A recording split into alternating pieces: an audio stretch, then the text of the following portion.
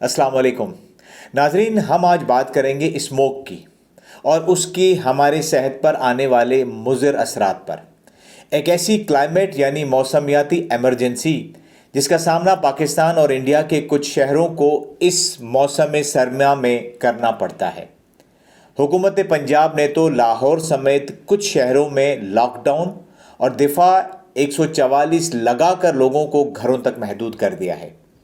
अपनी इस वीडियो में मैं 3 बातों पर फोकस करूंगा। नंबर 1, आपको स्मोक के बारे में आगाही देना कि ये क्या है, क्यों है और इसका ज़िम्मेदार कौन है, हम आवाम या हमारी हुकूमत और अहबाब इख्तियार। नंबर 2, ये स्मोक हमारी सेहत के लिए कैसे नुकसानदेह है। मीडिया में जिन बीमारियों के बारे में बताया जा रहा है वो तो आर्जी मसाइल हैं जिनको आर्जी तौर पर हल कर लिया जाएगा, लेकिन इस पर कोई बात ही नहीं कर रहा कि स्मोक हमारे दिल, दिमाग, शरियानों और फेफड़ों पर किस तरह असरअंदाज होकर आगे चलकर मुख्तलिफ़ किस्म की बीमारियों का सबब बन सकता है। और ये सिर्फ हम बड़ों के लिए ही नहीं है बल्कि हमारे बच्चों के लिए भी ये बहुत ख़तरनाक है। नंबर 3, मुख्तसरन हम एहतियाती इक़दाम के ऊपर भी बात करेंगे, वो इक़दामात जो आवाम ने उठाने हैं और वो इक़दामात जो अरबाब इख्तियार की ज़िम्मेदारियों में आते हैं। चलिए सबसे पहले समझते हैं कि स्मोक किस बला का नाम है। नाजरीन, सर्दियों के मौसम में आपको खुसूसन सुबह या शाम के वक्त फ़िज़ा में धुंध का सामना हुआ होगा। उसे फॉग कहा जाता है। ये एक कुदरती अमल है जिसका सेहत पर कोई नुकसान नहीं होता, सिवाय कि इसकी वजह से विजिबिलिटी कम हो जाती है, कम दिखाई देता है, जिसकी वजह से रोड पर एक्सीडेंट होने का चांस बढ़ जाता है। बिल्कुल इसी तरह एक और धुंध का भी सर्दियों के मौसम में हमारा वास्ता गुज़िश्ता 6-7 सालों से पड़ रहा है, खुसूसन सूबा पंजाब के कुछ शहरों को।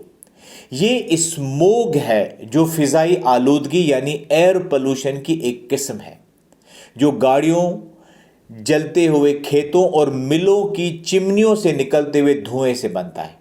इस स्मोक में ऐसे ज़र्रात और ऐसी गैसेस होती हैं जो सेहत के लिए नुकसान का बाइस बन सकती हैं।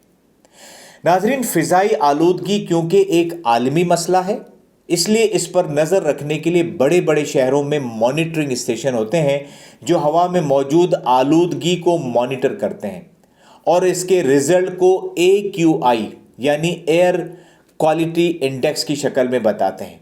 ये दरअसल नंबर्स होते हैं और अगर ये नंबर 150 या उससे ज़्यादा हों तो उसका मतलब है कि फ़िज़ा में आलूदगी मौजूद है। जितने नंबर ज़्यादा होंगे आलूदगी उतनी ही ज़्यादा होगी। आए आज की तारीख यानी 9 नवंबर 2023 में हम अपने कुछ शहरों का AQI देखते हैं। इनमें सबसे ज़्यादा AQI लाहौर का है जो कि तकरीबन 422 है, जबकि बाकी नज़र आने वाले शहर 150 से ज़्यादा हैं, यानी सारे के सारे शहर आलूदा हैं।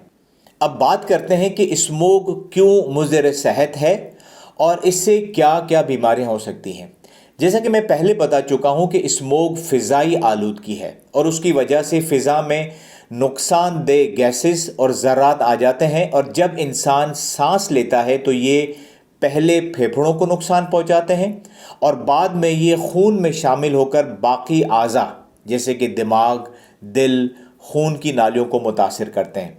हत्ता कि वो ख़वातीन जो प्रेग्नेंट हैं, हमल से हैं, उनके हमल में मौजूद बच्चे भी इससे मुतासिर हो सकते हैं। स्मोक के सेहत पर जो असरात होते हैं इनको मैंने 2 हिस्सों में बताना चाहूँगा। एक एक्यूट यानी वो मसाइल जिनका सामना दिनों के अंदर किसी शख्स को करना पड़ सकता है, मसलन आँखों में जलन और उनका लाल हो जाना, नज़ला, खांसी, ज़ुकाम वगैरह। इसके अलावा अगर किसी शख्स को एज़मा यानी दमे की बीमारी है तो उसका बढ़ जाना, और बाज़ औक़ात दिल की बीमारी वाले मरीज़ सीने में दर्द की तकलीफ़ या हार्ट अटैक जैसे मसले से भी 2-4 हो सकते हैं। लेकिन अगर किसी इलाके में स्मोक बार बार आए और कई हफ्तों और महीनों तक रहे, जैसा कि हम लोग 6-7 साल से खुसूसन पंजाब में इसको फेस कर रहे हैं, वहाँ के लोगों को स्मोक के देर पा सेहत के मसाइल का सामना करना पड़ सकता है, जिसे हम सब एक्यूट और क्रॉनिक हेल्थ के मसाइल का नाम देते हैं। मसलन دماغی بیماریاں جیسے کہ الزائمر ڈیزیز جس میں یادداشت آہستہ آہستہ کم ہونا شروع ہو جاتی ہے، پارکنسنس ڈیزیز جس میں راشا اور جسم میں سختی آ جاتی ہے۔ دوسرا، دل کی بیماریاں جیسے کہ کورونری آرٹری ڈیزیز جس میں دل کو جانے والی خون کی نالیاں تنگ ہو جاتی ہیں، جس کی وجہ سے ہارٹ اٹیک کا خدشہ بڑھ جاتا ہے۔ ارتھمیاز جس میں دل کی دھڑکن بے ربط ہو جاتی ہے۔ ہارٹ فیلئر جس میں دل کمزور ہو جاتا ہے۔ بہت اہم بات یہ ہے کہ دل کے امراض کے باعث فالج بھی ہو سکتا ہے مریضوں کو۔ تیسرا، پھیپھڑوں کے مسائل جیسا کہ خصوصاً اگر مریض کو سانس کی دو بیماریاں COPD اور ایزما ہے تو یہ دونوں بیماریاں اسموگ والے شہروں میں رہنے والوں کی وقت کے ساتھ ساتھ شدید ہوتی جاتی ہیں۔ چوتھا مسئلہ، پیٹ میں موجود بچڑے کے مسائل، خصوصاً وقت سے پہلے پیدائش ہو جاتی ہے جسے ہم پری ٹرم لیبر کہتے ہیں، یا وزن میں کمی ہو سکتی ہے وغیرہ وغیرہ۔ پانچواں مسئلہ، خون کی شریانوں کے سکڑنے کے مسائل ہیں جن کی وجہ سے ہائی بلڈ پریشر کی بیماری ہو سکتی ہے۔ تو ناظرین، اب آپ کو اندازہ تو ہو گیا ہوگا کہ اسموک کو بالکل ہلکا نہیں لینا چاہیے۔ اس کی وجہ سے جو فوری مسائل پیدا ہوتے ہیں وہ اتنے سنگین نہیں، لیکن دیر پا مسائل کو غیر سنجیدہ ہرگز نہیں لیا جا سکتا۔ ہمارے پاس اس بات کا کوئی ڈیٹا نہیں ہے کہ جو لوگ اسموک کی وجہ سے جو بیماریاں ہوتی ہیں ان سے کس قدر متاثر ہوتے ہیں، کتنے لوگ موت کا شکار ہوتے ہیں۔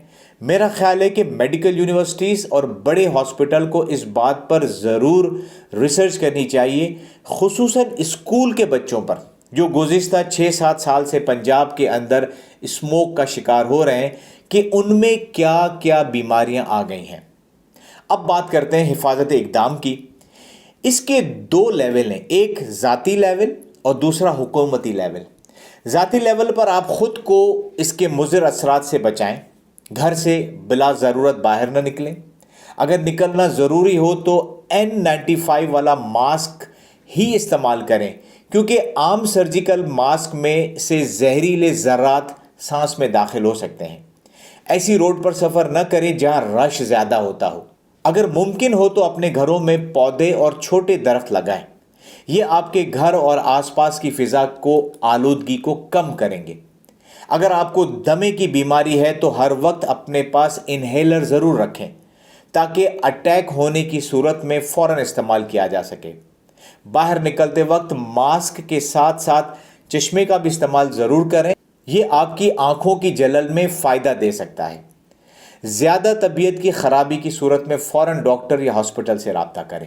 اور اب بات کرتے ہیں کہ وہ کیا اقدامات ہیں جن کو حکومتی لیول پر لینا بہت ضروری ہے۔ یہاں میں ایک بات کہنا چاہوں گا کہ کہنے کو تو اسموگ ایک ایمرجنسی ہے، لیکن یہ ایمرجنسی زلزلے کی طرح سے اچانک نہیں آتی۔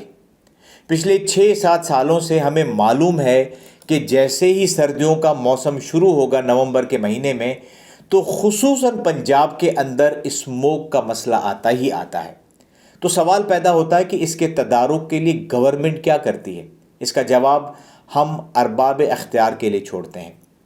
حکومت کو چاہیے کہ 3 بڑے سورسز جہاں سے دھواں نکلتا ہے اور فضا کو آلودہ کرتا ہے، اس پر مستقلاً محنت کر کے ان میں بہتری لائے۔